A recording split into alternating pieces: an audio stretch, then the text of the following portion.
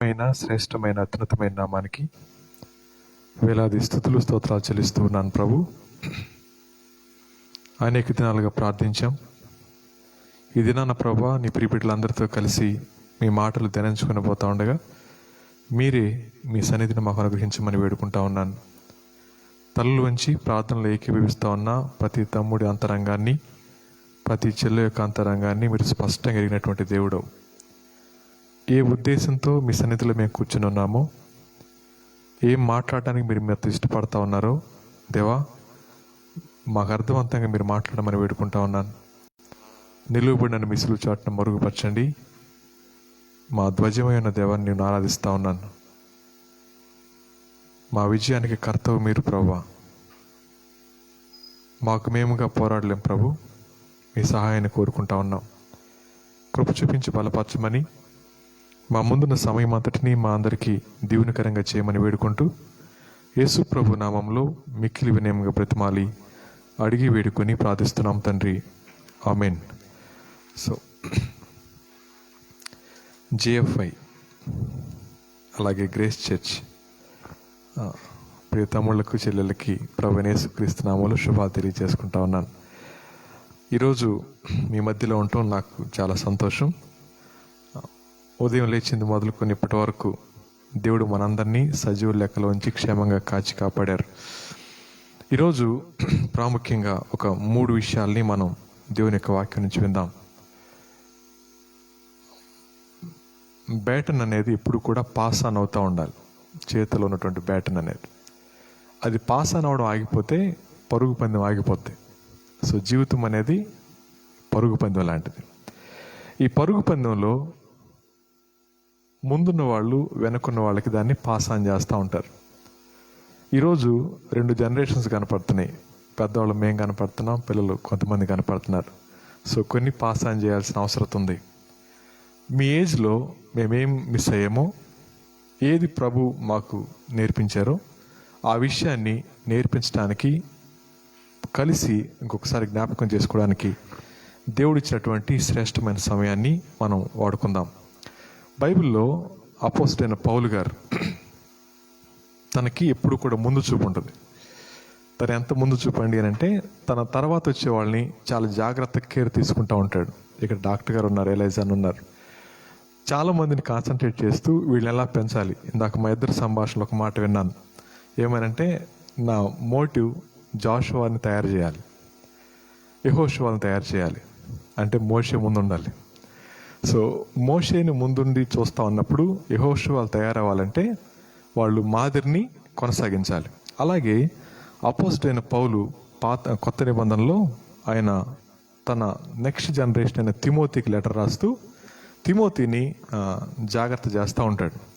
తిమోతికి రాసిన 2వ పత్రిక, అపోస్తలుడైన పౌలు తిమోతికి రాసిన 2వ పత్రిక ఓపెన్ చేసి పెడదాం. 3వ అధ్యాయం. వాస్తవానికి బైబిల్ అధ్యాయాలుగా రాయలేదు, లెటర్స్ అనేది.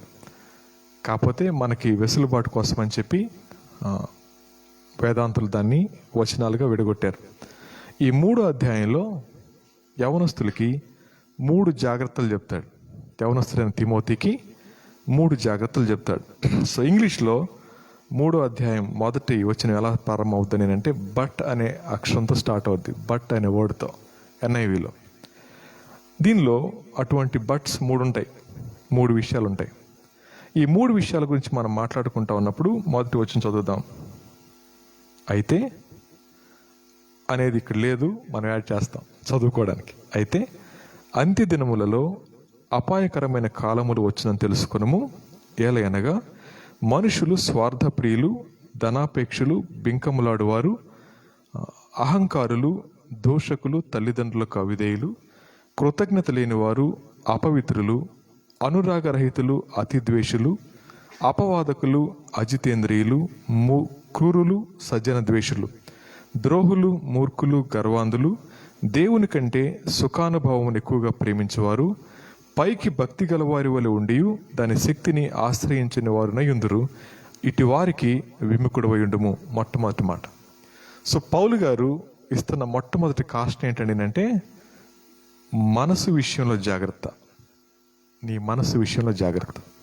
ఈ జాగ్రత్త చెప్తూ చివరి దినాల్లో ప్రజల్ని ఒక 20 విభాగాలు చేశాడు ఆయన. 20 విభాగాలు చేశాడు. ఈ 20 విభాగాల్లో వాళ్ళు మనకు కనపడుతున్నప్పుడు వాళ్ళకి ముఖం చూపించొద్దు అంటున్నాడు. వాళ్ళకి ముఖం చూపించొద్దు. మరేం చూపించాలా? ముఖానికి ముసుకేసుకొని తిరగాల? నో. నీ జీవితాన్ని జాగ్రత్తగా ప్రొటెక్ట్ చేసుకొని చెప్తా ఉన్నారు. ఇప్పుడు మనం ఏం చేయబోతున్నామంటే, ఈ 20 టైప్స్ పీపుల్ మనం చూస్తూ ఉన్నప్పుడు వాళ్ళు మన మధ్యలో కనపడతా ఉంటే, ఒకవేళ ఆ లక్షణాలు మనలో ఉంటే మనం ఏం చేయాలి? నీ మనసు విషయంలో జాగ్రత్త తిమోతి అంటా ఉన్నాడు. సో తిమోతిని ఈ ఉద్దేశించి రాస్తున్నప్పుడు ఎంతమంది గురించి ఆలోచిస్తూ ఉన్నాడు ఆయన? ఒకసారి ఆలోచించండి. తిమోతి యవనస్తుడు.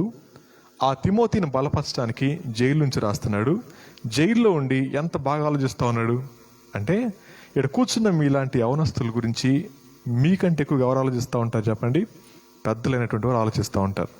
అంతకంటే ముందుగా మీ ఏజ్ దాటి వచ్చిన మేము మీ ఏజ్లో ఎటువంటి వాటిని ఫేస్ చేసామో ఇక్కడ స్పష్టంగా చెప్పడం జరుగుతుంది. అయితే దీనిలో ఒక 5 విషయాలు నేను క్లుప్తంగా చెప్తాను. మొదటిది ఏంటండి అంటే, చివరి దినాల్లో ఎవరుంటారంటమ్మా? మొట్టమొదటిది ఆయన చెప్పినటువంటి మాట స్వార్థ ప్రియులు అనే మాట. స్వార్థ ప్రియులు. ఇప్పుడు మనం జీవిస్తూ ఉన్నటువంటి లోకంలో స్వార్థం పెచ్చుమీరిపోతూ ఉంది. దాన్ని సెల్ఫ్ అనుకున్నాం అనుకోండి. సెల్ఫ్ కదా. ఇప్పుడు దీంట్లో ఏం తీసుకోవచ్చు? దీనిలో ఏం తీసుకోవచ్చు అంటారు? సెల్ఫీ తీసుకోవచ్చు కదా, అవునా? అన్నం తింటా సెల్ఫీ, పళ్ళు దొంగకుంటా సెల్ఫీ, నిద్రపోతా సెల్ఫీ, కుక్క పిల్లని ఎత్తుకునే సెల్ఫీ, కుక్క ఎంట పడతా సెల్ఫీ. ఎందుకు తీసుకుంటున్నారు అవన్నీ? లోపల ఉన్న సెల్ఫ్ని హైలైట్ చేసుకోవాలనే తపన నేటి తరంలో కనపడతా ఉంది. దీనికి మనం అతీతులం కాదు. అంటే మనిషి తన లోపల ఉన్న స్వభావాన్ని ఆ పిక్చర్స్లో బయటికి చూపిస్తూ ఉన్నప్పుడు వారి పరిస్థితి ఏంటో మనకు అర్థమైపోతూ ఉంటుంది. అంటే దేన్ని ప్రేమిస్తూ ఉన్నారు వాళ్ళు? నేను హైలైట్ కావాలనేది. ఇది ప్రస్తుతం ఉన్నటువంటి ట్రెండ్. ఇది ఒకటి. తర్వాత చెప్తాను దాని గురించి. రెండోది చూడండి, తర్వాత అంటాడు ఆయన తల్లిదండ్రులకు అవిధేయులు. అంటే దానిలో కొన్ని బయటికి తీసుకుందాం. తల్లిదండ్రులకు అవిధేయులు. సో ఈ రెండో మాటను జ్ఞాపకం చేసుకుంటా ఉంటే, నిన్న ఒక బాబు 8వ క్లాస్ అబ్బాయి వాళ్ళ మమ్మీ ఫోన్ ఇవ్వట్లేదని చెప్పి వాళ్ళ ఇంట్లోనే దొంగతనం చేసి 20,000 తీసుకెళ్ళిపోయి ఫోన్ కొనుక్కున్నాడు. 20,000 తీసుకొచ్చిన తర్వాత వాళ్ళ మమ్మీ డాడీ కొడితే చెప్పాడు, పలానా షాప్లో కొనానని చెప్పి. వాడి దగ్గరికి వెళ్ళి గొడవ చేస్తా ఉంటే, మీరు డబ్బులు ఇచ్చి పంపించారు, నా తప్పేముందని ఈడు 20,000 తెస్తే 8వ తరగతి పిల్లాడు మీరు ఎందుకు ఇచ్చారని చెప్పి వాళ్ళు గొడవ ఆడుతూ ఉన్నారు. సో వాడు తల్లిదండ్రులతోనే ఉంటా ఉన్నాడు, కానీ ఏం చేయలేకపోతున్నాడు? వాడు విధేయత చూపించలేకపోతా ఉన్నాడు. ఇది రెండోది. మూడో మాట చూద్దాం చూడండి. అజితేంద్రియులు అంటున్నాడు. 3వ వచనంలో 2వ భాగం. అజితేంద్రియులు అంటే ఎవరన్నా తెలుగులో చెప్తారా?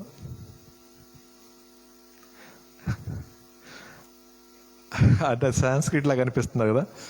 అజితేంద్రియులు అంటే అమ్మా,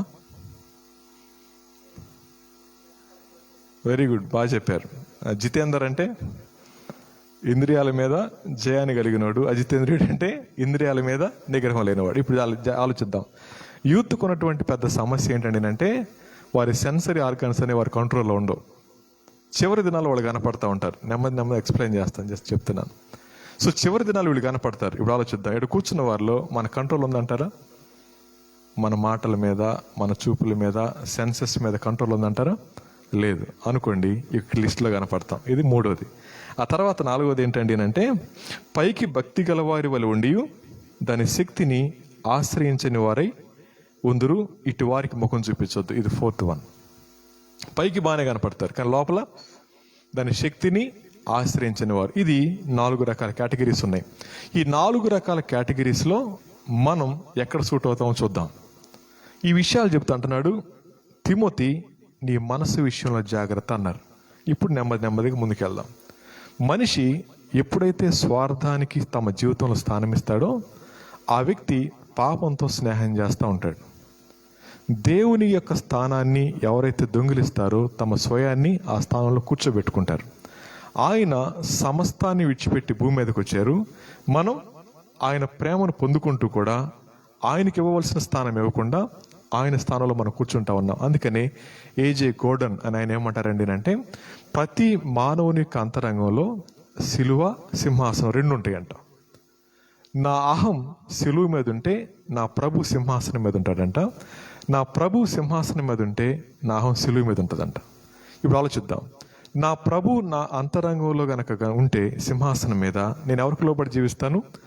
ఆయన ప్రకారం జీవిస్తాను. అందుకని అపోస్తలుడైన పౌలు రోమిలకు రాసిన పత్రిక 10వ అధ్యాయం 9వ వచనంలో ఒక అద్భుతమైన మాట చెప్తారు. చూడండి ఒకసారి. 10వ అధ్యాయం 9వ వచనం. అదేమనగా, యేసు ప్రభువని మీ నోటితో ఒప్పుకొని దేవుడు మృతులలో నుంచి ఆయనను లేపినని నీ హృదయమందు విశ్వసించిన ఎడలా నీవు రక్షించబడదు అనే మాట చెప్పాడు. సో ఈ మాట చెప్పినప్పుడు ఆయన ఎంత వేదంతో చెప్పాడు ఆ మాట. యేసుని ఎలా అంగీకరించాలి? ప్రభువుగా అంగీకరించాలి. అంటే ఆయన లార్డ్షిప్కి మనం అప్పగించుకోవాలి. దేవుని యొక్క సన్నిధికి వచ్చాం, కానీ మన వ్యక్తిగత జీవితాల్లో కానీ కుటుంబాల్లో కానీ ఎవరిష్టం జరుగుతూ ఉంటుంది? మీ ఇంట్లో ఎవరిష్టం జరుగుద్ది? రేపొద్దున పండగ వస్తుంది, బట్టలు మీరు కొనుక్కుంటారు, అమ్మలు తెస్తారా? మీ ఇష్టంతో వాళ్ళు తెస్తారు, అంతే కదా. ఒకవేళ కొలతల దగ్గర కలర్ దగ్గర వేసుకుంటారా? కవర్ కూడా దిగరు, ఇసురు అవతలు పడేస్తారు. కానీ చర్చికి అలాగ వస్తారు మళ్ళీ. ఇప్పుడు జాగ్రత్త విందాం. పౌలు గారు అంటున్నాడు, ప్రతి మనిషి యొక్క అంతరంగంలో స్వయం కేంద్ర స్థానంలో ఉన్నప్పుడు ఆ వ్యక్తి దేవుణ్ణి ఎలా ఆరాధిస్తాడు? ఆరాధించలేడు. దేవుణ్ణి ఆరాధిస్తానని చెప్తున్నప్పుడు మొట్టమొదటగా నా లోపల స్వయం సిలువకి ఎక్కాలి. సో మనిషి ఎప్పుడైతే స్వయం చేత పట్టబడతాడో ఆ వ్యక్తి నెమ్మదిగా అపవాది యొక్క హస్తాల్లోకి వెళ్ళిపోతాడు. అందుకనే ఒక మాట ఇలా రాయబడింది, ఏమనండి అంటే ఆదికాండం 4వ అధ్యాయం 7వ వచనంలో రాయబడింది. చూడండి ఒకసారి ఏముంటుంది అక్కడ. ఆదికాండం 4వ అధ్యాయం 7వ వచనం. నీవు సత్క్రియ చేసిన ఎడల తల ఎత్తుకొనవా, సత్క్రియ చేయని ఎడల వాకిట పాపము పొంచి ఉండునన్నమాట. సో ఇది ఎవరితో మాట్లాడుతూ ఉన్నారు? ఎవరు మాట్లాడుతున్నారు ఆ మాట? దేవుడు. ఎవరితో మాట్లాడుతున్నాడు? కయీన్తో మాట్లాడుతూ ఉన్నాడు. సో కయీన్ ఏమంటున్నాడు చెప్పండి? నువ్వు తలంచుకున్నావు, ఎందుకని? చెడ్డ పని చేసావు కాబట్టి. అది చెడ్డ పని అనిపించింది ఆయనకి? లేదు. నా అర్పణ అంగీకరించలేదు కాబట్టి నీ అర్పణ అంగీకరించాడు కాబట్టి నేను తట్టుకోలేకపోతున్నాను. ఏమని చెప్పండి అక్కడ? నీ అంటే అహం తలుపు తడతా ఉన్నప్పుడు ఎవరైతే తలుపు తీస్తారో వారి అంతరంగంలో అది తిష్టి వేసుకొని కూర్చుంటుంది. ఎప్పుడైతే అహం మన అంతరంగంలో కూర్చుంటుందో పాపం ఎంటర్ అవుద్ది అన్నాడు. ఇక్కడే పాపం యొక్క ఒక అద్భుతమైన లక్షణాన్ని చెప్తా ఉన్నాడు. ఇక్కడ ఆలోచిద్దాం. మనిషి అంటే యవనస్తులు ఎందుకని చివరి దినాలు ఇలా ఉంటారని అంటే పాపము యొక్క భయంకరత్వం తెలియకపోవడాన్ని బట్టి, పాపం ఏం చేస్తూ అర్థం కాకపోవడాన్ని బట్టి. పాపం చాలా తెలివి కలిగింది, పాపం చాలా యుక్తి కలిగింది. ఆ పాపం యొక్క వలలో పడి నశించిపోయిన వాళ్ళు అనేక మంది ఉంటా ఉన్నారు. ఎందుకంటే ఏంటంటే పాపం మొట్టమొదటి ఏం చేస్తానంటే ఇట్ వెయిట్స్, ఎదురు చూస్తుంది, తొందరపడదు. సో పాపం ఎదురు చూస్తూ ఉన్నప్పుడు మనిషి అహంకారిగా మారతాడు. అందుకు చెప్తా ఉన్నాను ఇది. అంటే ఒకసారి పాపం పట్టుకున్న ఉదాహరణకి ఎలా అనుకుందాం, నేను చెడ్డ చూపు చూడగానే నా కన్నుడి చేతిలో పడింది అనుకోండి, మీరు చూస్తారు చెడ్డ చూపులు? ఏం చేస్తారు చెప్పండి? అప్పుడు ముక్కు కాదు, మాస్క్ ఎక్కడ పెడతారు? కంటికి వెళ్ళిపోద్ది. ఒకవేళ చెడ్డ మాట మాట్లాడగా నాలుగు తెగి ఊడిపోయింది అనుకోండి, మీ ముందు పడింది అనుకోండి, తప్పని అడ్డపడింది అనుకోండి, చెడ్డ మాటలు మాట్లాడతారా? ఇప్పుడు జాగ్రత్త వినండి. ఎందుకని మనిషి పాపం చేస్తాడు?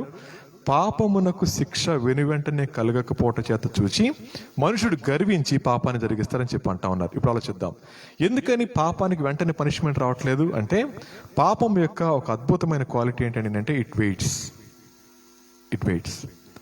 దేనికోసం వెయిట్ చేస్తుంది, ఎంతకాలం వెయిట్ చేస్తుంది అనేది మన ఆత్మీయ జీవితాన్ని బట్టి ఉంటుంది. ఇప్పుడు ఆలోచిద్దాం. కయీన్కి కొంతకాలం వెయిట్ చేసింది, తలుపు కొట్టింది, తీసాడు. వెంటనే ఏమైపోయింది? ఎంటర్ అయిపోయింది. వాళ్ళ తమ్ముడిని చంపేశాడు. చంపగానే దేశదేమరుడు అయిపోయాడు. అక్కడ నుంచి వెనక్కి వద్దాం. పాపం దేనికోసం వెయిట్ చేస్తాడు అంటే దేవునికి మనలో ఏదైతే ఇష్టమైందో దాన్ని దొంగిలించడానికి ఎదురు చూస్తూ ఉంటుంది. ఇలా చెప్తాను నేను. ఇప్పుడు దొంగ మన ఇంటికి దొంగతనానికి వస్తే ఏం తీసుకెళ్తాడు? వచ్చి ఏమండి విలువైన వస్తువులు తీసుకెళ్తాడు. మనల్ని తీసుకెళ్తాడా? మనం వాడికి వేస్ట్ ఫెలోస్ కాబట్టి. అలాగే పాపానికి కూడా మన లోపల శ్రేష్టమైనది ఏంటో తెలుసు అనుకుంటాను నేను. ఎలాగంటే హెబ్రీ పత్రిక 12వ అధ్యాయం 14 వచనం అలా రాయబడి ఉంది. చూడండి, హెబ్రీ పత్రిక 12వ అధ్యాయం 14 వచనం చదువుదాం. అందరితో సమాధానమును పరిశుద్ధత కలిగి ఉండటానికి ప్రయత్నం చేయండి. పరిశుద్ధత లేకుండా ఎవడు ప్రభువుని చూడలేడు. ఇప్పుడు ఆలోచిద్దాం. చాలా మంది యవనస్తుల సమస్య ఏం చెప్పండి? పరిశుద్ధంగా బతకలేకపోతున్నానన్నా అని. సో పాపానికి తెలుసు ఏది క్యాచ్ చేయాలి. ఆ పాపం మన లోపల ఉన్న పరిశుద్ధతను దొంగిలించడానికి చాలా ప్రయత్నం చేస్తూ ఉంటాడు. సో చాలాసార్లు ఈ కాలేజ్, యూనివర్సిటీ విద్యార్థులతో మాట్లాడుతూ ఉన్నప్పుడు మాట్లాడి వెళ్ళిపోయిన తర్వాత వాళ్ళు ఫోన్ నెంబర్ తీసుకొని ఫోన్ చేస్తారు. వాళ్ళ ముఖాలు నాకు తెలియదు, పేర్లు కూడా చెప్పరాడు. పలానా రిట్రీట్కి వచ్చామండి అని చెప్తారు. ఒకసారి ఒక అమ్మాయి ఫోన్ చేసింది. చేసి, సార్ నేను కొద్దిసేపు మాట్లాడాలి మీతో అంది. మాట్లాడమ్మా అన్నాను. ఆ అమ్మాయి అంది, సార్ నా బాయ్ ఫ్రెండ్ కోసం ప్రార్థన చేయండి అండి అంది. డైరెక్ట్గానే, వేరే మాటలేదు. చెప్తానమ్మా, ఏంటమ్మా ప్రాబ్లం అంటే, వాడికి 23 సబ్జెక్టులు ఉన్నాయి సార్, ఇప్పుడు ఫైనల్ ఇయర్కి వచ్చాం, వాడు వాడడం సరిగ్గా చదవట్లేదు, పాస్ అవ్వకపోతే మా పెళ్లి చేయరు సార్ అంది. నేను అన్నాను, సరేనమ్మా వాడిని అట్లా వదిలేయచ్చు కదా అన్నాను. వదలలేను సార్ అంది. ఏమమ్మా అన్నాను. మీకు తెలియదులేదు సార్ అంది. ఇట్లాగే మాట్లాడాను, అబద్ధం ఏం లేదు. మీకు తెలియదులేదు సార్ అంది. ఏమమ్మా అంటే, సార్ మీరు ప్రార్థన చేస్తారా, ఫోన్ పెట్టేయమంటారా అంది. సరే నేను అన్నాను, చేస్తానమ్మా, ఒక నిమిషం. మీరు ఎంతమంది పిల్లలమ్మా అన్నాను. 3 అండి అంది. ఎవరెవరంటే అక్క, నేను, తమ్ముడు. అక్క ఎంఎస్సి బీఈడి అయిపోయింది, నారాయణ టెక్నోలో పనిచేస్తాండి అంది. తమ్ముడేమో ఇంటర్మీడియట్ దాకా చదివాడండి, కాళ్ళు పని చేయట్లేదు, ఇంట్లోనే ఉంటాడండి అని చెప్పానంది. మరి డాడీ ఏం చేస్తారమ్మా అన్నాను. మా డాడీ 23 లక్షలు అప్పు చేసి ఇంట్లోంచి వెళ్ళిపోయాడండి అంది.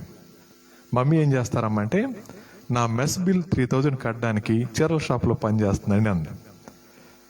నేను అన్నాను, ఒక మంచి పని చేయమ్మా అన్నాను. వీడిని తీసుకెళ్ళి నాకు కాబోయే భర్త వీడే మమ్మీ, వీడు నా బాబోగులు చూసుకుంటాడులే, నువ్వు షాపులో మానే అమ్మ అని చెప్పి అనమన్నాను. అలా చేస్తే పెళ్లి చేస్తారేంటి అంది. మరి వదిలేచ్చు కదమ్మా అన్నాను. అప్పుడు ఆ పిల్ల పాజ్ తీసుకుంది, మాట్లాడలేదు. డైరెక్ట్గా మాట అడిగాను, తప్పు చేసావు కదమ్మా అన్నాను. గట్టిగా ఏడ్చిందండి ఫోన్లో.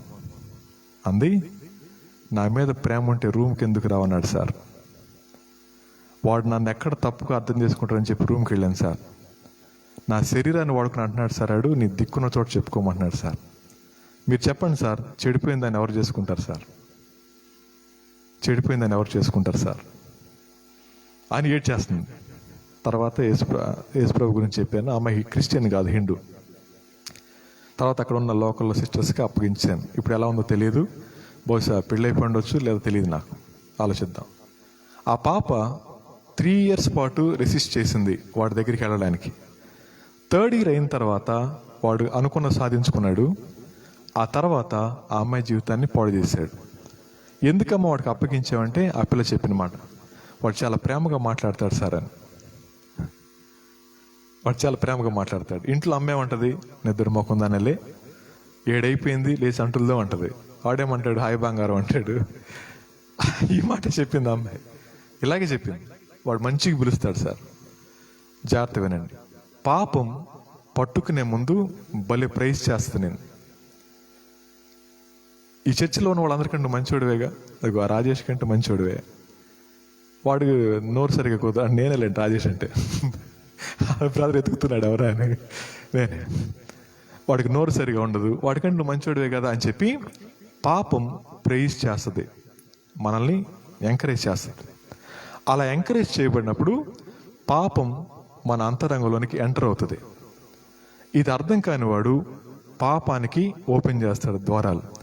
ఓపెన్ చేసిన వెంటనే అదేం చేస్తాడనంటే ఆక్యుపై చేసుకుంటుంది. అందుకని ఇక్కడ చూడండి ఏమంటాడు, అజితేంద్రియులు అన్నాడు.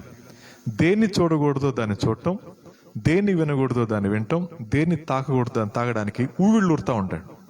అలా ఉవ్విళ్ళు ఊరుతూ ఉన్నప్పుడు పాపం అంటది, పర్వాలేదులే చెయ్యి అని దేవుని యొక్క క్యారెక్టర్ చెప్పుద్ది. దేవుడు ప్రేమిస్తాడా, ద్వేషిస్తాడా? దేవుడు ప్రేమిస్తాడు. క్షమిస్తాడా, క్షమించడా? క్షమిస్తాడు. ఎన్నిసార్లు? ఎన్నోసార్లు. 70 లెక్కే అంటాడు అనమాట. మన లెక్కలు రాకూడదు, ఓకే చాలాసార్లు చేయొచ్చేమో అనుకుంటాం, అయిపోయింది. సో అక్కడ ఏం చేస్తాడు చెప్పండి, మ్యానిపులేట్ చేస్తాడు. అలా మ్యానిపులేట్ చేసి దేవుని యొక్క ఒక పార్శ్వాన్ని చూపిస్తాడు. ఇంకో పార్శ్వం కూడా ఉంది ఆయనకి. దేవుని ప్రేమ అర్థం కావాలంటే 2 పార్శ్వాలు తెలియాలి. నాన్న ప్రేమ అర్థం కావాలంటే కోపం వస్తే ఎలా ఉంటాడో, ప్రేమిస్తే ఎలా ఉంటాడో 2 తెలియాలి. తెలియకపోతే నాన్న గురించి మనకు అర్థం కాదు. ఇక్కడే చాలా మంది యవనస్తులు తమ జీవితాల్లో పాపం చేత పట్టబడిన వాళ్ళై బయటికి రాలేరు. ఇది మొదటి విషయం. ఆ తర్వాత సంఖ్యాకాండం 32వ అధ్యాయం 23వ వచనం చూద్దాం. సంఖ్యాకాండం 32వ అధ్యాయం 23వ వచనం చదువుదాం. మీరు అట్లు చేయని యెడల యెహోవా దృష్టికి పాపం చేసిన వారగుదురు గనుక మీ పాపం మిమ్మల్ని పట్టుకుంటుంది. చాలు. పాపం యొక్క రెండు లక్షణం ఏంటంటే ఇట్ క్యాచెస్ యూ, పట్టుకుంటుంది. మొదటిదేమో వెయిట్ చేస్తుంది, ఆ తర్వాత పట్టుకుంటుంది. ఈ స్టేజ్లో ఏమంటారండి అంటే, అన్న నేను మానేలేకపోతున్నాను అన్న, నా వల్ల కావట్లేదు, చాలా ట్రై చేస్తున్నానన్నా కానీ నా వల్ల కావట్లేదు. ఈ మాట ఎవరు అంటారు ఇక్కడ కూర్చున్న వాళ్ళు? అంటే ఇప్పుడు సెకండ్ స్టేజ్లోకి వెళ్ళారు, సెకండ్ స్టేజ్లో ఉంటారు. అంటే పాపానికి ద్వారం తెరిచారు, ఆ పాపం చేత పట్టబడ్డారు, ఇప్పుడు బయటికి రావడానికి మన వల్ల కావట్లేదు. సో నెమ్మదిగా పాపం ఎలా బంధించేస్తూ చెప్తా ఉన్నాడు అనమాట. ఇది రెండో లక్షణం. ఆ తర్వాత మూడోది ఏంటండి అంటే సామెతల గ్రంథం 14వ అధ్యాయం 38 వచ్చిన చదవండి, రెండో లైన్. సామెతల గ్రంథం 14వ అధ్యాయం 38 వచ్చిన చదువుదాం, రెండో లైన్ చదువుదాం.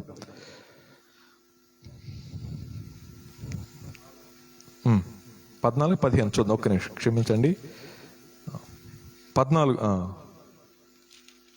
అదే కదా, 14:34 రెండో లైన్. పాపము ప్రజలకు అవమానం తెచ్చును. మూడో విషయం ఏంటంటే సిన్ బ్రింగ్స్ డిజానర్. మొదటిదేమో వెయిట్ చేసింది, ఆ తర్వాత డోర్ తీసాం, ఎంటర్ అయింది, పట్టుకుంది, తర్వాత ఏం తీసుకొస్తుంది? అది ఎప్పటిదాకా ఇట్టాడు అనుకున్నాను నేనండి, అరే మంచోడు అనుకున్నానండి వీడు, అవ్వా అంటది అనమాట. ఏమొచ్చింది అప్పుడు? అవమానం వచ్చింది. దెన్ లాస్ట్ వన్, పాపం వలన వచ్చే జీతం మరణం. ఇది పాపం యొక్క సైకిల్ అనుకోండి. ఈ సైకిల్లో ఇక్కడ కూర్చున్న మనలో ఒకవేళ ప్రభువుని అంగీకరించిన వాళ్ళైతే ఏదో ఒక స్టేజ్లో ఉండాలి. అయితే పాపం చేత టచ్ చేస్తా ఉన్నారన్నమాట, డోర్ది అని చెప్పి తీర్చడానికి సిద్ధపడుతున్నారు. లేకపోతే రెండో వాళ్ళు, అన్న నా వల్ల కావట్లేదు, వదలలేకపోతున్నాను, రెండో కేటగిరీ. మూడోది, ఇప్పటికే పాపం బయటపడిపోయి అవమానాలు నిందలకుండా మనం వెళ్ళుంటామేమో, మూడోది. దెన్ నాలుగోది, పాపం వలన వచ్చే జీతం, దెన్ మరణం. ఇది నాలుగోది. ఈ 4 స్టేజ్ల్లో ఎక్కడో ఒక చోట యవనస్తులు కానీ పెద్దవాళ్ళు కానీ ఇరుక్కుపోయి ఉంటారు. ఒకవేళ ఈ రోజున మన పాపం బయటికి ఎవరికి తెలియదు అనుకుంటున్నారేమో, కానీ దేవుడు సమస్తాన్ని చూస్తా ఉన్నాడు. అందుకని యోహాను సువార్త 2వ అధ్యాయం 24, 25, 26 వచనాల్లో ఇలా రాయబడి చూడండి. యోహాను సువార్త 2వ అధ్యాయం చివరి 2 వచనాలు చదువుదాం.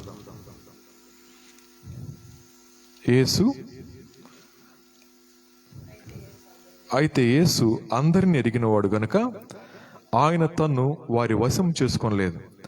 ఆయన మనుషుని ఆంతర్యం ఎరిగినవాడు గనుక ఎవడును మనుషుని గూర్చి ఆయనకు సాక్ష్యమైనక్కర్లేదు. ఇక్కడ కూర్చున్న మనందరం కూడా పైకి మంచిగానే కనపడుతున్నాం, కానీ మానవుని యొక్క అంతరంగం ఎవరికి తెలుసు? దేవుడికి తెలుసు. ఇప్పుడు ఆలోచిద్దాం. దేవుడికి నా అంతరంగం తెలిస్తే ఎందుకని వెయిట్ చేస్తున్నాడు యాక్షన్ తీసుకోకుండా? తిమోతి జాగ్రత్త. సో దేవునికి తెలుసు మన ప్రతి మూమెంట్ తెలుసు ఆయనకి.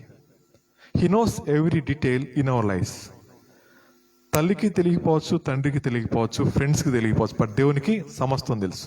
ఇది అక్కడ పక్కన పెట్టి ఇక్కడ తిమోతి దగ్గరికి వద్దాం.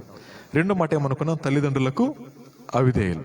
రైట్. ఇక్కడ ఒక ప్రశ్న అడుగుతాను. ఎంతమందికి మీ మమ్మీ డాడీ అంటే ఇష్టం? చేతులు ఎత్తండి.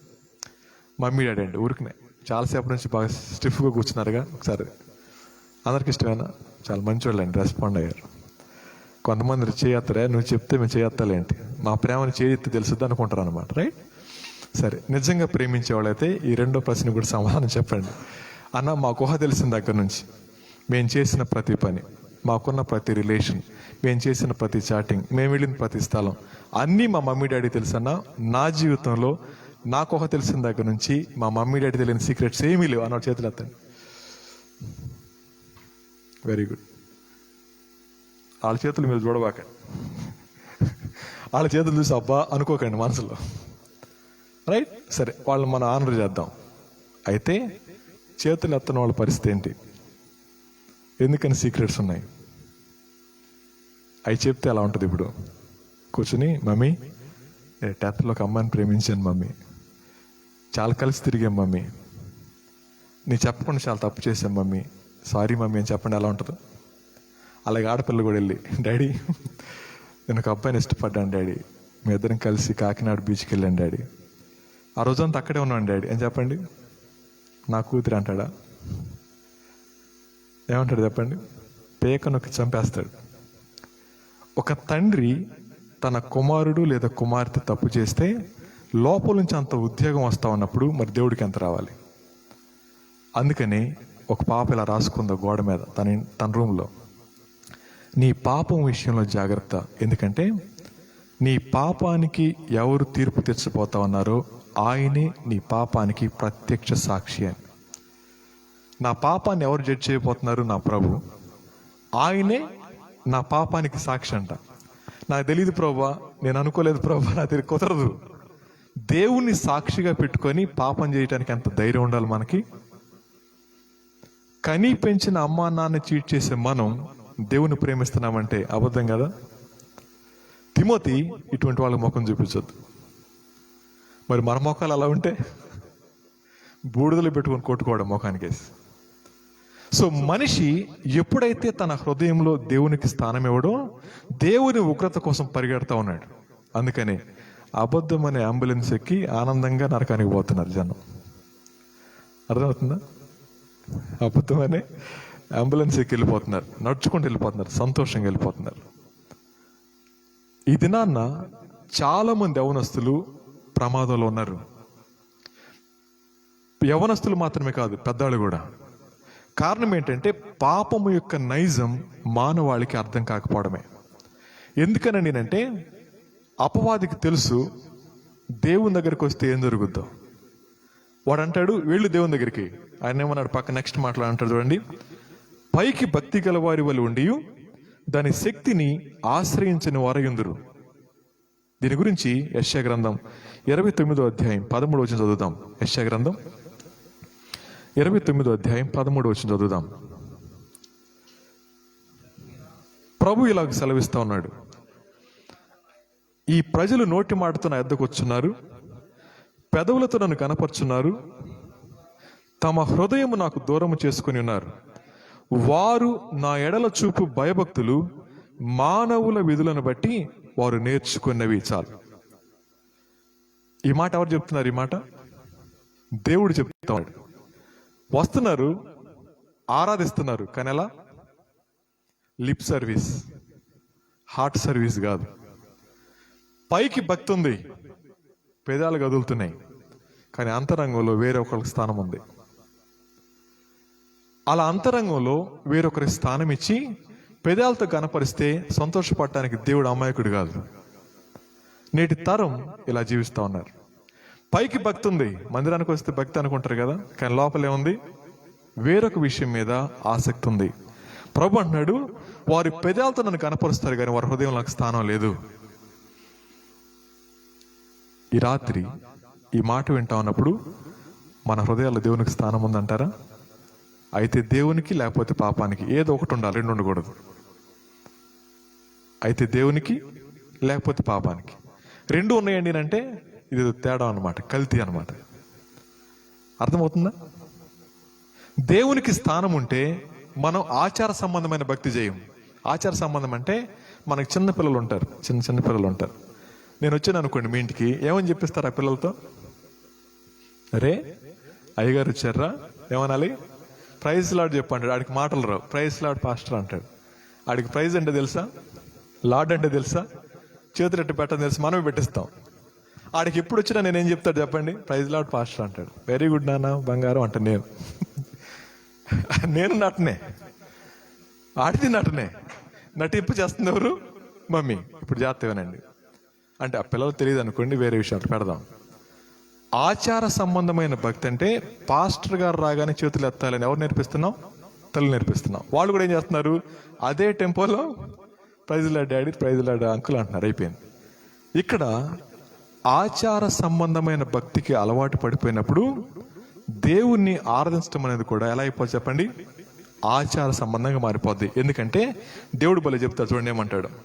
14 వచనం, కాగా నేను మరలా ఈ జనుల ఎడల ఒక ఆశ్చర్యకార్యం జరిగింతును అని చెప్పి 25లో, తమ ఆలోచనలు యెహోవాకు కనబడకుండా లోపల వాటిని మరుగు చేయజూచు వారికి శ్రమ, మమ్మెవరు చూచెదరు, మా పని ఎవరికి తెలియను అనుకొని చీకట్లో తమ క్రియలు జరిగించే వారికి శ్రమ.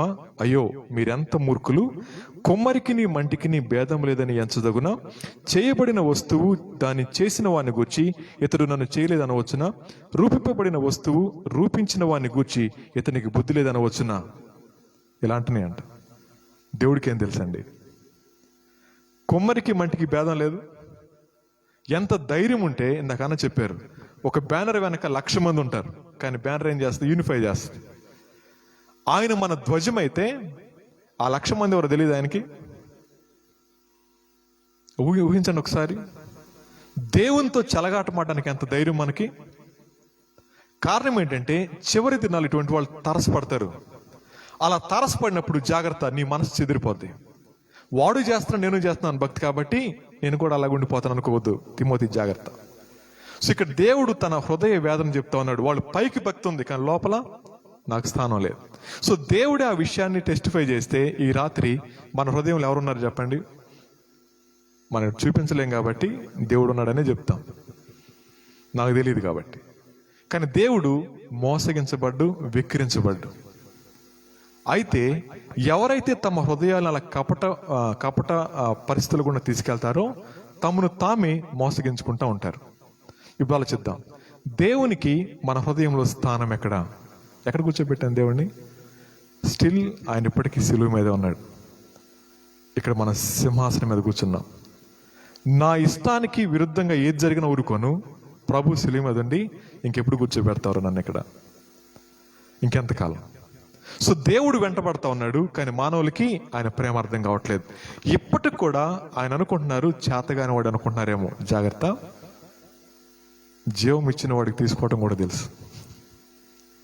పెద్ద కష్టం ఏం కాదు, అవునా? జీవం ఇచ్చిన వాడికి ఎట్లిచ్చి అట్లా కూడా తీసుకోగలడు ఆయన. పెద్ద కష్టం ఏం కాదు. దానికి ప్లాన్ వేసి మన్నా సెంటర్లో కొడదామా, లేకపోతే 3 స్తంభాలు దగ్గర కొడదాం, పెద్ద ప్లాన్ ఏమి వేస్తలేదు ఆయనకి.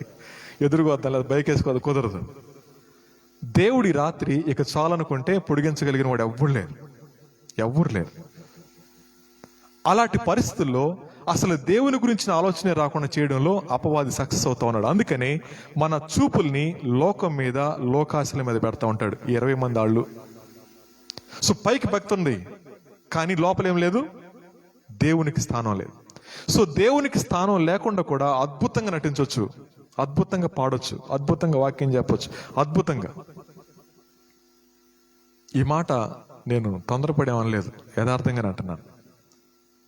దేవునికి స్థానం లేకుండా వాక్యం చెప్పొచ్చు, అటువంటి వారిని ఎరుగుదు నేను.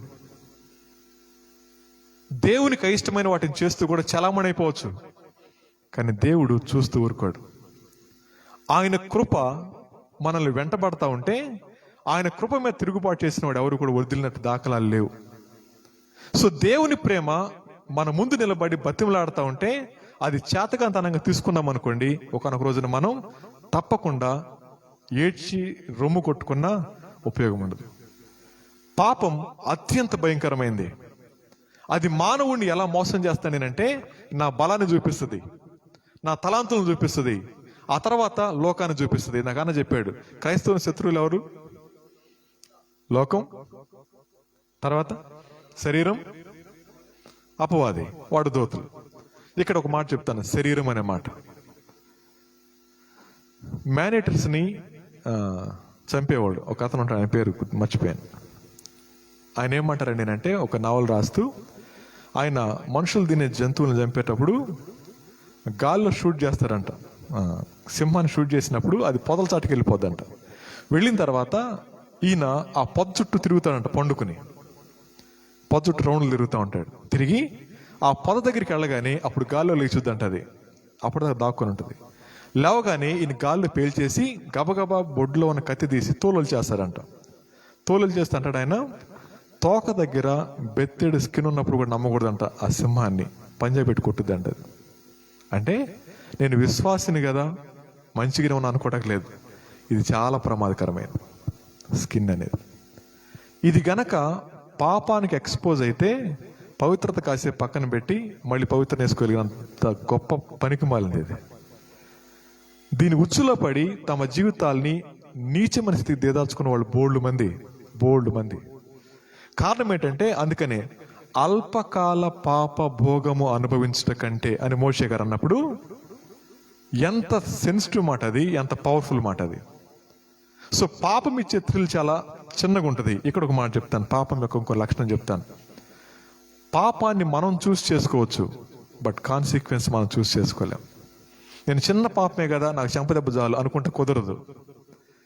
అది చిన్నదా పెద్ద డిసైడ్ చేయాల్సిన దేవుడు. అంటే పాపాన్ని మన కళ్ళతో చూపిస్తుంది అపవాది. అంటే అబద్ధం చిన్నది, ఇంకోటి పెద్దది, ఇంకోటి పెద్దది. కాబట్టి నేను ఎక్కడున్నాను, చిన్నది ఉన్నాను కాబట్టి నాకు ఎన్ని దెబ్బలు తగులుతాయి, చిన్న దెబ్బ తగులుతాయి. అందుకని ఒక ఆయన అంటాడు, సిన్ అట్రాక్ట్స్ బిఫోర్ ఇట్ అసాసినేట్స్. పాపం ఆకర్షిస్తుంది అంతం చేసేదానికంటే ముందు. పాపాన్ని ఇప్పుడు కూడా దేవుని నేత్రాలతో చూడటమే నేర్చుకోవాలి. కానీ నా కంటితో చూసినప్పుడు పాపానికి మార్కులు ఇస్తాను, గ్రేడ్స్ ఇస్తాను. అలా గ్రేడ్స్ ఇచ్చి తమ జీవితాల్ని నాశనం చేసుకున్న వాళ్ళు బోల్డు మంది. ఈ రాత్రి నువ్వు వ్యభిచారం చేయకపోవచ్చు, నరహత్య చేయకపోవచ్చు, దొంగతనం చేయకపోవచ్చు, రోడ్డు మీద 10 రూపాయలు దొరికితే ఇచ్చేసి రావచ్చేమో, కానీ అబద్ధం. సుధీర్ నవ్వుకుంటున్నాడు, అది ఎక్కడ కూడా మొదలు పెట్టాడు ఈడని. అడిగేస్తాను, అబద్ధం ఆడి 3 నెలలు అయిందని వాళ్ళ చేతులు ఎత్తండి. అబద్ధం ఆడి 3 months, ఒక వారం, మరి ఎక్కువ టైం ఇచ్చాను, ఒక వారం. సరే ప్రభు తెలిసి ఎంతకాలం అయింది, ఒక వారం అయిందని వాళ్ళ చేతులు ఎత్తండి. ప్రభు పరిచయం జస్ట్ 1 week అని అన్న వాళ్ళు ఎంతమంది? ఈ మాట మాట్లాడితే ఒక అగ్రికల్చర్ ఆఫీసర్ గారు మొన్న ఈ మధ్య, ఎంత మాత్రం విశ్వాసం లేదు, అబద్ధం ఆడడం ఏంటి, చిన్న పెద్ద ఆడుతుంటాం కదా, ఏంది ఆయన అట్ట మాట్లాడుతున్నారు. దేవుడు మనం చేయలేని వాటిని మన మీద మోపడు. ఆయన ఏమన్నాడు, సహింపగలిగినంత కంటే పౌను కూడా మీ మీద పెట్టండి, మీరు ఎంతవరకు చేయగలరు అంతవరకు పెట్టాను అన్నప్పుడు ఎక్కడి నుంచి వచ్చింది ఇది, ఈ డైల్యూషన్ ఎక్కడి నుంచి వచ్చింది అంటారు? ఎక్కడో మన లోపలికి లోకం ప్రవేశించి పర్వాలేదులే, బైబిల్లో ఎస్ఆర్ నో ఉంది, చూద్దాంలే లేదు, పర్వాలేదులే లేదు, ట్రై చేస్తా లేదు, ఎస్ఆర్ నో. నేను ట్రై చేస్తానంటే రానని నిశ్చయించుకున్నట్లే లోపల, కాకపోతే అబ్బాయి ఫీల్ అవుతాడేమో అని చెప్పి ట్రై చేస్తా అంటాను. అంటే వాళ్ళు బాగా తట్టుకోలేక, ఇది ఎల్ఐసి వాళ్ళ దగ్గర అర్థమవుద్ది. 10 సార్లు వస్తారు, మనతో ఎస్ అని చెప్పించారు వాళ్ళు, అంతే. మాట ఇచ్చారు కదా సార్ అంటారు అనమాట. అప్పుడు దాకా ఒప్పుకోరాళ్ళు. ఆలోచిద్దాం, మన జీవితాల్లో ఒకవేళ అబద్ధమే ఉందనుకోండి, నరకానికి అదొక టోల్ గేట్ బిల్ లాంటిది, ఎంటర్ అయినట్టే. అయితే ప్రేమ కలిగిన దేవుడు మన ఆయుష్ పొడిగిస్తూ పాపం పట్ల మన వైఖరి మార్చడానికి అనేక మందిని వాడుకుంటూ లేఖనాన్ని మన దగ్గర తీసుకొస్తా ఉంటే దాన్ని రిజెక్ట్ చేస్తున్నామా, యాక్సెప్ట్ చేస్తా ఉన్నామా? ఎవరు యాక్సెప్ట్ చేస్తారని అంటే, దేవుని ప్రేమ చేత బలవంతం చేయబడే వాళ్ళు యాక్సెప్ట్ చేస్తారు, బండబారిపోయిన వాళ్ళు పోరా అంటారు అనమాట. ఇడొక్కడే పరలోకానికి వెళ్ళినట్టు, మేమంతా నరకానికి వెళ్ళినట్టు పోవాయి అంటారు అనమాట. మేబీ దాన్ని మనం కాదనలేం.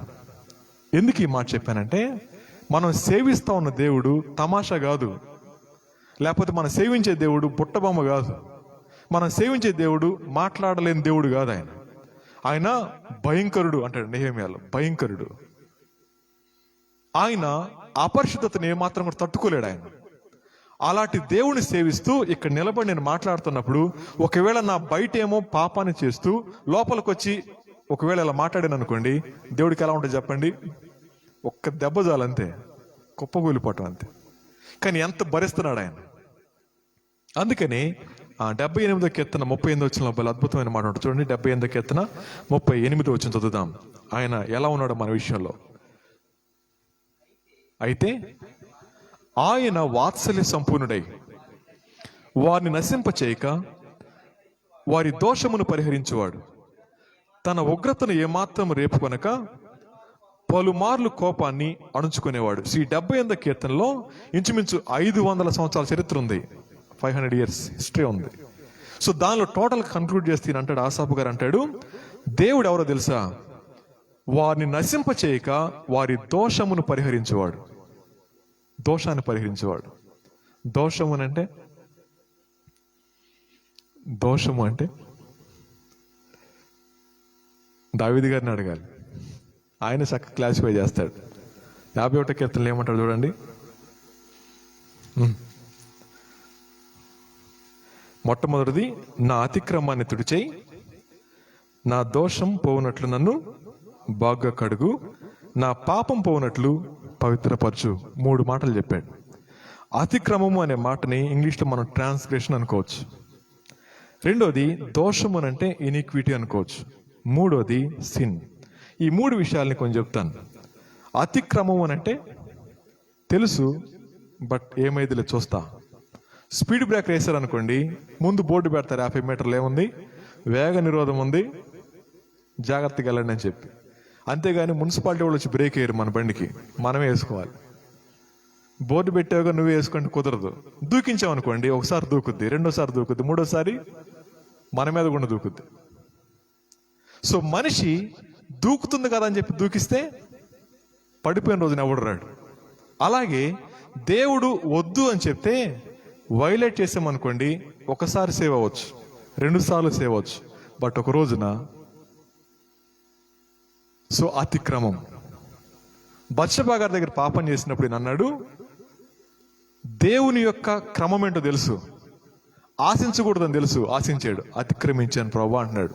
రెండోది ఏమంటున్నాడు చెప్పండి, దోషమునంటే చేయవలసిన పని చేయకపోవడం, ఆయన డ్యూటీని మిస్ చేయడం. ఆయన రాజు ఇల్లు ఏం చేయాలి, యుద్ధం చేయాలి, ఎక్కడ ఉన్నాడు, హాయిగా తిరుగుతా ఉన్నాడు. ఇక్కడ కూర్చుని యవనస్తులు ప్రశ్న అడుగుతాను, ఈ ఏజ్లో మన రెస్పాన్సిబిలిటీ ఏంటండి అంటే కష్టపడి చదవాలి, మంచిగా చదువుకోవాలి, జాబ్ తెచ్చుకోవాలి, ఇది కదా. ఇప్పుడు నిద్రపోతాం, ఎగ్జామ్స్ అప్పుడు లేచి ఏడుస్తాం, అవునా, ఫెయిల్ అవుతాం. ఫెయిల్ అయినప్పుడు మళ్ళీ డబ్బులు కట్టాలంటే నేను చేయవలసిన పని చేయకుండా అడిషనల్గా బర్డెన్ పెట్టాను అనుకోండి, దాన్ని ఏమంటారు, దోషం అంటారు. ఈయన అన్నాడు, నా దోషాన్ని కడిగేయండి ప్రభా, నా రెస్పాన్సిబిలిటీ నాకు తెలుసు కానీ నేను చేయలేకపోతా ఉన్నాను. మూడోది పాపం అంటా ఉన్నాడు. This is the third one. పాపం అంటే deliberate disobedience to the known will of God. Deliberate disobedience అంటే తెల్ల పేపర్ కింద సంతకం పెట్టి నీ ఇష్టం వచ్చింది చేసుకోపో అని దేవుడికి ఇయ్యడం. అర్థమైందా? నేను మాన్ను, నీ ఇష్టం వచ్చింది చేసుకో అని చెప్పి వైట్ పేపర్ కింద సంతకం పెట్టి స్టాంప్ అతికిచ్చి ప్రభు నీ ఇష్టం చేసుకోపో. That is called sin. ఆ సిన్ ఎంటర్ అయిన తర్వాత పనిష్మెంట్ ఫాలో అవుతూ ఉంటుంది. దావీదు మహారాజు ఎప్పుడైతే లెటర్ ఇచ్చాడో మొట్టమొదటి ఎంతో స్టార్ట్ అయింది, చావుతో స్టార్ట్ అయింది.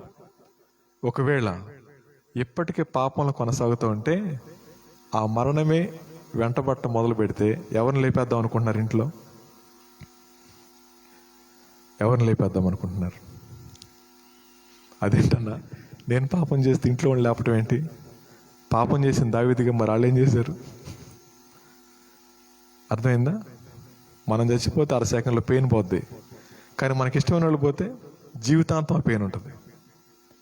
దావీదు గారు అంటాడు, పాపం చేసింది నేను, లెక్క ఏమన్నప్పుడు చెడుతనం జరిగించింది నేను, అమాయకులని వీరేం చేశారు? మొదటి దినవృత్తాంతాలు 21:14 అంటాడు అనమాట. 70,000 మంది చచ్చిపోతారు. 70,000 మంది చచ్చిపోతే దేవుని దగ్గర సాష్టాంగపడి అంటాడు, పాపం చేసింది నేను, వాళ్ళు ఏం చేశారు? అమాయకులు వాళ్ళు, వాళ్ళకేం తెలియదు, ఎందుకు చేసావు? దేవుడు ఆన్సర్ చెప్పడు.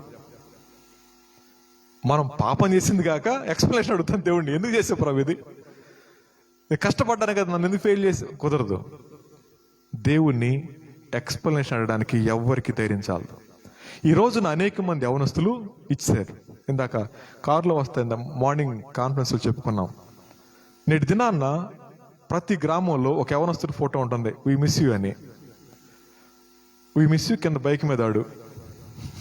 ఇందాక కూడా కనపడింది అక్కడ ముక్తేశ్వరం రోడ్లో, నా పక్కన ఉన్న మైకులు చూపించాను, చూడు తమ్ముడు అని. ఎందుకండి అంటే, నువ్వు దీర్ఘాయుష్మంతుడు అవ్వాలంటే అమ్మ నాన్న సంతోషపెట్టు, అల్పాయుష్కుడు కావాలంటే అమ్మ నాన్న మీద తిరుగుబాటు చేయి. అమ్మా నాన్నని గౌరవించలేని మనం దేవుని గౌరవిస్తామా? తిమోతి అలాంటితో సహవాసం చేయొద్దు అని చెప్తున్నాడు. వాళ్ళు అల్పాయుష్కులు అవుతారు. ఆయుష్ పొడిగించబడాలి అంటే మమ్మీ డాడీని గౌరవించాలి. అలా గౌరవించలేకపోతే, కనీ పెంచిన అమ్మా నాన్న ప్రేమించలేని మనం వచ్చి దేవుని దగ్గర పాట పాడి వాక్యం చెప్తే, ఇప్పుడు నా ప్రశ్న, ప్రేమించగలుగుతున్నాం అమ్మా నాన్నని? వాళ్ళ దగ్గర మనం ట్రాన్స్పరెంట్గా ఉంటున్నామంటారా? నటిస్తున్నాం. Very good. జాగ్రత్త. దేవుని దగ్గర మనం గుండెలు బాదుకున్నా ఆ నష్టాన్ని ఎవరు పూరించలేరు. మీకులాగా యవనస్తుడిగా ఉన్నప్పుడు మా నాన్న సైకిల్ మీద వచ్చి హాస్టల్లో కూర వండుకుని తీసుకొచ్చేవాడు. 50 కిలోమీటర్స్ అప్ అండ్ డౌన్. హాస్టల్లో పురుగులు అన్నం తింటున్నామని ఇంటి దగ్గర వండుకొని వచ్చేవాడు, కూర తీసుకొని వచ్చేవాడు. అలాంటి డాడీని భలే మోసం చేశా. ఇంటర్మీడియట్ 8 సబ్జెక్టులు ఫెయిల్ అయ్యి, డాడీ 2 ఫెయిల్ అయ్యాను డాడీ అన్నాను. నమ్మాడు.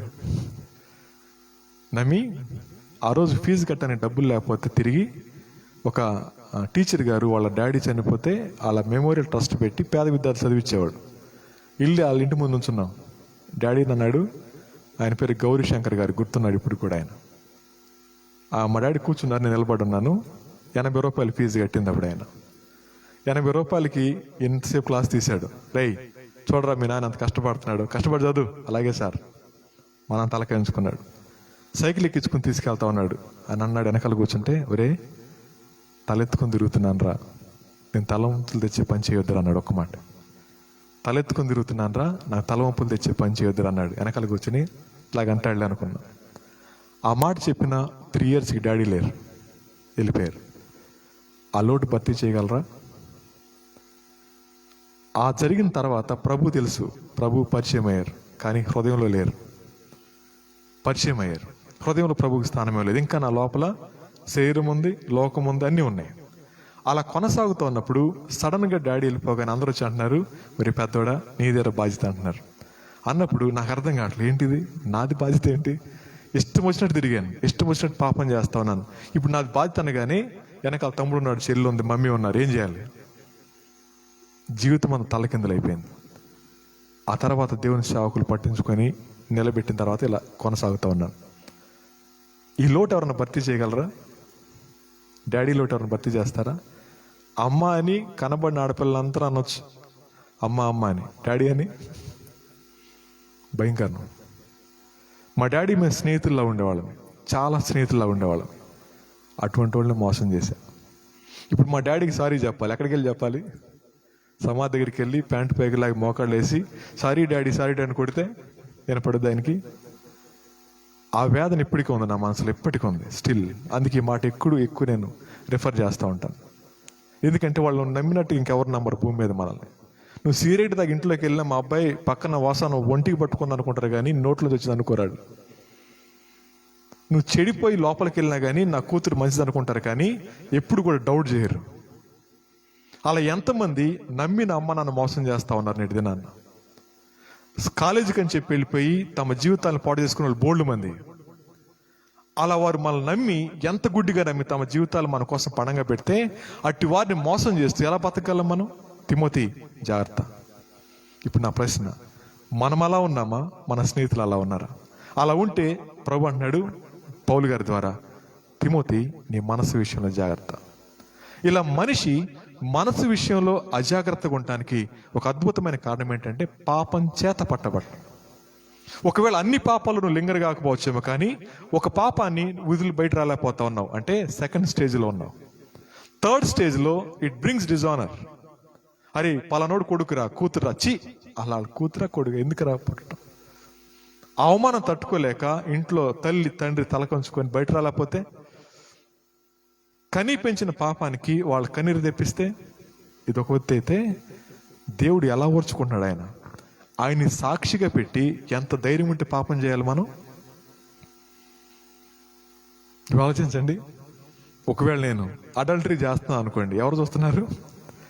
ఆయన్ని సాక్షిగా పెట్టి నేను పాపం చేస్తూ ఎంత ధైర్యం ఉంటే చలామణి అవుతాను నేను? ఊహించండి ఒకసారి. ఆయన కలువరి సులువు మీదకి ఎక్కి ఆఖరి రక్తబొట్టు వరకు కాచి, అరే ఎంతగా ప్రేమించిన చూడరా, ఇప్పుడు నా స్థానం మీరా అంటే ఆయనకి స్థానమీకిపోగా ఆయన రక్తం కారుతా ఉంటే ఆ రక్తాన్ని చూస్తూ వికటాటహాసం చేసి మళ్ళాటి యవనస్తులు ఏమనాలి? ప్రభు. ఊహించండి, స్థానం ప్రభుకి ఇచ్చామా, మనమే కూర్చున్నామా? ఇది చివరి దినాల్లో మనుషుల యొక్క నైజం అని చెప్పి పౌలు గారు చెప్తా ఉన్నాడు. ఈ రాత్రి ప్రభు అంటా ఉన్నాడు, నాకు నీ హృదయంలో స్థానం ఎక్కడ? నీ కోసం మహిమను విడిచి మంటికి వచ్చాను, నీ కోసం నీ స్థానంలో చనిపోవడానికి ఇష్టపడ్డాను, నిన్ను నిత్యత్వానికి వారసును చేయడానికి నీ కోసం ఆఖరి రక్తబొట్టు వరకు కాచాను, నీ నిర్ణయం కోసం మాత్రం ఎదురు చూస్తా ఉన్నాను. నా పర్మిషన్ లేకుండా వచ్చారు ఆయన, నా పర్మిషన్ లేకుండా నా స్థానం చనిపోయారు ఆయన, నా పర్మిషన్ లేకుండా తిరిగి లేచారు. కానీ నా లోపలికి రావడానికి మాత్రం నా పర్మిషన్ కావాలి ఆయనకి. ఎంత ప్రేమ అండి అది! బలవంతంగా రావడం పెద్ద కష్టం కాదు ఆయనకి, కానీ వితౌట్ అవర్ పర్మిషన్. ఎంత ప్రేమ ఆయనకి! ఆయన ప్రేమతో చెలగాటం ఆడదామా? ఆలోచించండి ఒకసారి. దేవుని ప్రేమతో చెలగాటమాడి వర్ధిల్లిన వాడు ఎవ్వడూ లేడు. ఈ రాత్రి ప్రభు మనతో సూటిగా మాట్లాడుతూ ఉంది, జాగ్రత్త, ఎలా ఉన్నావు? ఒకవేళ పాపంతో ఆటలాడుతూ ఉంటే ప్రభు ప్రేమ నీకు చులకన వచ్చేమో, కానీ పాపం చేత పట్టబడిన తర్వాత గుండెలు బాదుకుంటే వచ్చే లాభమేమీ లేదు. అందుకని డెలిబరేట్ డిసొబీడియన్స్. మనకు తెలుసు పాపం అంటే ఏంటో తెలుసు, శిక్ష ఏంటో తెలుసు, కానీ ఇష్టపూర్తిగా విల్లింగ్ లెటర్ ఇచ్చేసాం ప్రభుకి, నీ ఇష్టం వచ్చింది చేసుకో ప్రభు అని. కానీ కాన్సిక్వెన్స్ వచ్చినప్పుడు అంటున్నాం, ఎందుకు ప్రభు నాకు ఈ శ్రమ? లెటర్ ఇచ్చింది నువ్వేనమ్మా. For your kind information, letter ఇచ్చింది నువ్వే. నీ ఇష్టం వచ్చింది చేసుకోమన్నావుగా, ఎందుకు అడుగుతున్నావు మళ్ళీ? ఈ రాత్రి ప్రభు అంటా ఉన్నాడు, ఒకవేళ ఇప్పటికీ నీ పాపంలో కొనసాగడం అంటే it's your choice, but consequence దగ్గర మాత్రం నీ చాయిస్ లేదు, నా చాయిస్ లేదు. పాపాన్ని మనం చూస్ చేసుకోగలం, కానీ కాన్సిక్వెన్స్ కాదు. ఈ రాత్రి ఆ సత్యం అర్థం కాక చిన్నదే అనుకుంటున్నా, కానీ దేవుడు పాపాన్ని పాపంగానే చూస్తారు, పర్వాలేదుగా చూడ్డాయన. ఆ సత్యం ఈ చివరి దినాల్లో యువతి యువకులకు అర్థం కాక దేవుని మీద తిరుగుబాటు చేస్తూ నిత్య నాశనానికి పరిగెట్టుకుంటూ వెళ్ళిపోతా ఉన్నారు. ఈ రాత్రి నా ప్రశ్న దీంతో ముగిస్తాను. ప్రభు ప్రేమని ఇంకెంతకాలం ఆపేద్దాం? ప్రభు యొక్క సహనాన్ని ఇంకెంతకాలం పరీక్షిద్దాం? ప్రభు తన హస్తాలు రెండు చాపి, నా ప్రేమ నీకు చులకనైపోయింది కదా, నిన్ను ప్రేమించిన దానికి ఎప్పటికీ నన్ను సిలువ మీద దించవా? ఎంతకాలం ఎదురు చూస్తా ఉన్నాను. 20 years అయింది, 25 years అయింది, 30 years అయింది, నేను 40 years అయిపోయింది, ఇప్పటికి కూడా వెంటబడుతూనే ఉన్నాను. మన విషయంలో నిర్ణయం క్షణం తీసుకోవాలంటే క్షణకాలం చాలా ఆయనకి, కానీ కృప ఆయుష్కాలం అంతా ఉంది. అది ఏ రోజున మనల్ని కలుసుకుంటుందో తెలియదు. కలుసుకోకముందే ప్రభు మనల్ని కలుసుకోవాలని వెంటబడతా ఉంటే ఆయన ప్రేమ నిరాకరించి మనం మనగలమంటారా? ప్రియ తమ్ముడు చెల్లి, దండం పెట్టి చెప్తున్నాను, దేవుని ప్రేమ తృణీకరించవద్దు, దేవుడిచ్చే అవకాశాన్ని దుర్వినియోగపరచుకోవద్దు. ఈ రాత్రి నీ హృదయంలో ఎవరికి స్థానం ఉంది? తిమోతి, మనసు విషయంలో జాగ్రత్త. చివరి దినాలు భయంకరంగా ఉన్నాయి, ఇటువంటి వాళ్ళు కనపడతా ఉన్నారు. ఈ రాత్రి దేని విషయంలో నియంత్రణ లేదు మనకి? చాలాసార్లు గతం మన జీవితంలో రాజ్యం వెళ్తూ ఉంటుంది. విశ్వాసులమే గతంలో ఏ పాపాన్ని కొనసాగించామో అదే పాపం ఇప్పుడు కొనసాగుతూ ఉంటుంది. ఒక ఆయన ఎలా అంటాడు, ఏమనంటే పాపం కొత్త పందాలు రాదంట. యుద్ధంలో ఒకవేళ సైనికుడు ఇక్కడ గాయపడితే శత్రువు మళ్ళీ ఇక్కడే కొడతాడు దెబ్బ, ఇంకో చోట కొట్టాడు. ఎందుకని? వాడి పని సులువైపోద్ది. ఆల్రెడీ ఇక్కడ గాయపడ్డాడు కదా, ఇక్కడే కొట్టామనుకోండి ఇంక ఇచ్చే ఎత్తలేడు. అలాగే గతంలో మనం పాపానికి దొరికాం, అదే పాపాన్ని పేరు పెట్టి మార్చుకొని వస్తారు ఇక్కడికి. కానీ తిరిగి మళ్ళా అదే పాపంలో కొనసాగుతూ ఉంటే ఎలా బయటకు రాగలం? ఆలోచిద్దాం. ప్రభు అంటా ఉన్నాడు, పలుమార్లు కోపాన్ని రేపావు, ఆపుకుంటున్నాను. ఎందుకో తెలుసా? నేను వాత్సల్యం కలిగినోడిని. వాత్సల్యం అంటే అర్థం ఏంటో తెలుసా అండి? ఒక తమ్ముడు ఇలా అన్నాడు,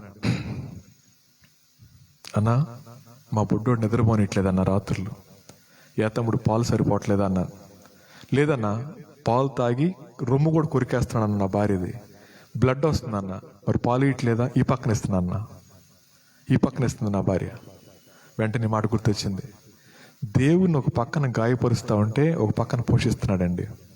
ఇప్పుడు మన కుటుంబాలు ఎలా ఉన్నాయి? సుభిక్షంగా ఉన్నాయి. ఎక్కడన్నా లోటు ఉందా మనకి? ఎక్కడ లోటు లేదు. ఏదన్నా మనకి ఏమైనా అవసరం అన్ని తీరుస్తున్నాడు ఆయన. మరి ఈ పక్కన ఎంత పెయిన్ భరిస్తూ ఎంత ప్రేమ చూపిస్తున్నాడు ఆయన. ఆయన వాత్సల్యం నాకు అర్థమైతే పాపంతో కొనసాగలనా? ఆయన వాత్సల్య సంపూర్ణుడే, కానీ ఆయన ప్రేమతో చెలగాటమాడద్దు. పలుమార్లు ఇప్పటికే కోపాన్ని రేపాం, కానీ ఏదొక రోజున ఆ కోపం వస్తుంది. తప్పించుకోగలమంటారా? ఈ రాత్రి ఒక ఛాన్స్ ఉంది. యేసయ్యా, నీ కోపంతో చెలగాటమాడుతున్న సంగతి నాకు తెలియదు, పలుమార్లు కోపం రేపినన్న సంగతి కూడా నాకు తెలియదు. ఇప్పుడు అనుకున్నాను ఎవరికి తెలియదని. ప్రభా, ఎలా తట్టుకోగలుగుతున్నావు ప్రభా నా పాపాన్ని చూసి? నువ్వు సాక్షిగా ఎలా ఉన్నావు ప్రభా? అసలు ఊహించండి ఒకసారి. అంటే అమ్మ నాన్న పక్కన పెట్టి పాపం చేస్తే అమ్మ నాన్న ముఖం ఎలా ఉంటుంది? దేవుడు ఆకాశం నుంచి చూస్తూ ఆయన ఎలా భరిస్తున్నాడు చెప్పండి ఒకసారి. ఆ సెన్స్ మనకు లేకపోతే ఎలా మనం చలామణి అవుతున్నాం దేవుని బిడ్డలంగా? ఈ రాత్రి దేవుని దగ్గర యథార్థంగా పశ్చాత్తాపడదామండి. ఒకవేళ థర్డ్ స్టేజ్లో ఉన్నామేమో, సిన్ అనే మాట దగ్గర ఉన్నామేమో, విల్లింగ్ లెటర్ ఇచ్చేమో, ప్రభా సంతకం పెట్టి ఇచ్చాను ప్రభా క్షమించండి, నీ రక్తంతో కడగండి. ఆయన రక్తం ఆ సంతకం మీద పడితే ఆ చెల్లుబాటు అవ్వదు. ఆ వైట్ పేపర్ మీద నేను పెట్టిన సంతకం పోవాలంటే రక్తం మనకు గనక దాని మీద పడింది అనుకోండి, ఆ పత్రం చెల్లుబాటు కాదు, చించి వేయబడుతుంది. ఈ రాత్రి ఎవరు దేవుణ్ణి అలా ప్రాధేయపడతారో, ఎవరు తమ జీవితాల్లో దేవునికి స్థానం ఇచ్చి స్వయాన్ని సిలువెక్కించుకుంటారో, పైకి భక్తి గల వారిలా కాకుండా హృదయపూర్వక దేవుని ఎవరైతే వెంబడిస్తారో, ఈ రాత్రి అటువంటి గొప్ప అవకాశం ఉంది. ఒకవేళ ఈ రాత్రి కూడా దేవుని యొక్క మాటలు విని అలాగే కఠినపరుచుకుని వెళ్ళిపోతే, పలుమార్లు కోపం రేపావు ఇక చాలు అనుకోవచ్చు. ఆయన మరొకసారి అవకాశం ఇచ్చేమో, ఆయన అవకాశం ఇచ్చిన మనం రాకపోవచ్చేమో. జాగ్రత్త. ఈ రాత్రి ప్రభు మన ముందు దీనుడై ఆ గాయపడిన హస్తాలు రెండు ఆ సిలువలో వేలాడుతూ నీ వైపే చూస్తా ఉన్న ఆ జాలి కలిగిన చూపు మనం చూడగలిగితే ఈ గుండె బద్దలైపోద్దండి. ఒకవేళ ఎప్పటికైనా స్థానం అయిపోతే ఎందుకు ఆలోచించకూడదు? తల ఉంచండి, కళ్ళు మూసుకొని చిన్న ప్రార్థన చేసుకుందాం. తల ఉంచండి, కళ్ళు మూసుకొని చిన్న ప్రార్థన చేసుకుందాం. ప్రియతముడు, చెల్లి, ఎండ్ డేస్లో ఉన్నాం. కాలం బహు